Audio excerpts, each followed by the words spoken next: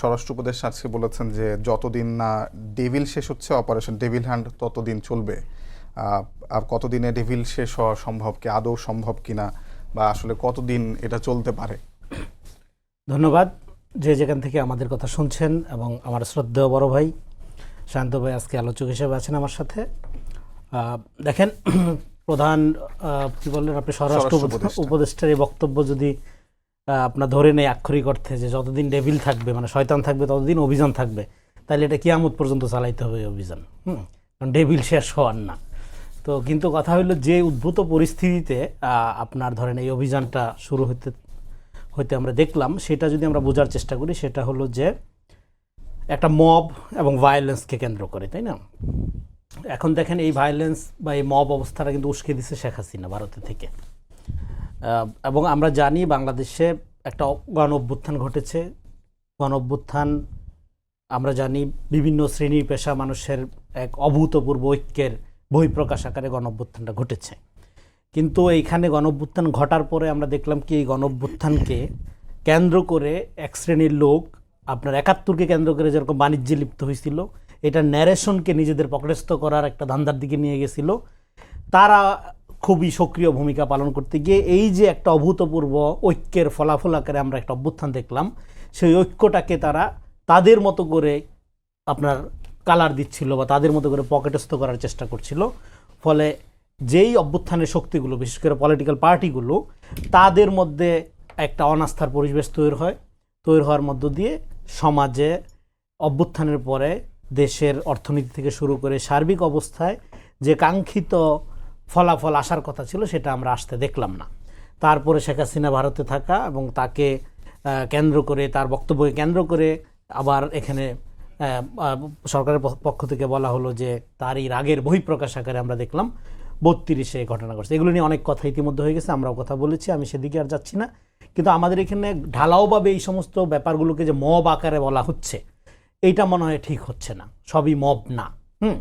এবং মব ৫ থেকে ৮ তারিখ পর্যন্ত এটা ঠিক ছিল। ৫ থেকে ৮ তারিখ পর্যন্ত একটা পরিবেশ ছিল, সরকার ছিল না।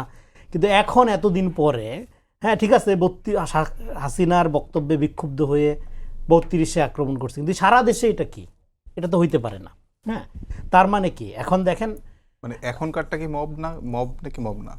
এখন আমি কোনো কিছুকেই সরলভাবে দেখব না, মব কি মব না। আমরা প্রথমত দেখবো যে ধরেন যে ভায়োলেন্সের ঘটনা ঘটছে, যেমন গাজীপুরে এখনও ছাত্রদের উপর আক্রমণ করা হলো, হ্যাঁ, এখনও ছাত্ররা আক্রান্ত হয়, এরকম অবস্থা যদি থেকে যায়, তার মানে কি আওয়ামী লীগ এখনও আপনার প্রাণ নাশকারী শক্তি আকারে রয়ে গেছে। শুধু তো আপনার হাসিনার পতন হয়েছে, তার মানে আমরা একটা পোস্ট হাসিনার ফ্যাসিবাদের মধ্যে আছি। এ ফ্যাসিজম উইদাউট হাসিনা, এই কন্ডিশনকে আমরা এই জন্য বলতেছি।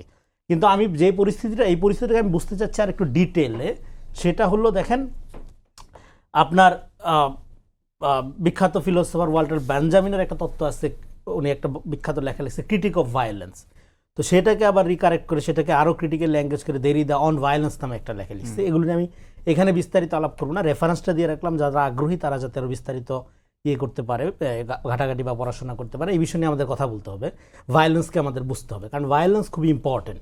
ভায়োলেন্সের সাথে ক্ষমতার সম্পর্ক সরাসরি, ক্ষমতাকে বুঝতে হলে ভায়োলেন্সের ব্যাপারটা বুঝতে হবে। তাহলে এই ভায়োলেন্সের সাথে, যেমন ধরেন এইখানে আমি যদি একটা অস্ত্র নিয়ে ঢুকি, সেটা একটা অন্যায় হবে, কিন্তু একটা পুলিশ যদি ঢুকে অন্যায় হবে না। তারপরে এই যে ১৫ বছর আমার কোনো খোঁজ খবর নেন নাই, ডাকেন না, এখন ডাকছেন, এই জন্য আমি যদি এখন আপনার একটা মাইট দিই, হ্যাঁ, সেটা একটা সন্ত্রাসী কর্মকাণ্ড হবে। কিন্তু পুলিশ এসে যদি আপনারা ধরে নিয়ে যায়, আমি যদি একটা মামলা করি, হ্যাঁ, আপনার বিরুদ্ধে, সেটা অন্যায় হবে না। তাইলে এই যে অন্যায়, আমারটা অন্যায় হচ্ছে কিন্তু পুলিশেরটা অন্যায় হচ্ছে না, এটা কে নির্ধারণ করে? আমি সহজ করে উদাহরণ দিচ্ছি। তার মানে কি, ভায়োলেন্সের সাথে অথরিটির একটা প্রশ্ন আছে, কে অথরিটি, এবং এটার সাথে লেজিটিমেসির একটা প্রশ্ন আছে, এবং ওই অথরিটি কি লেজিট, বৈধ?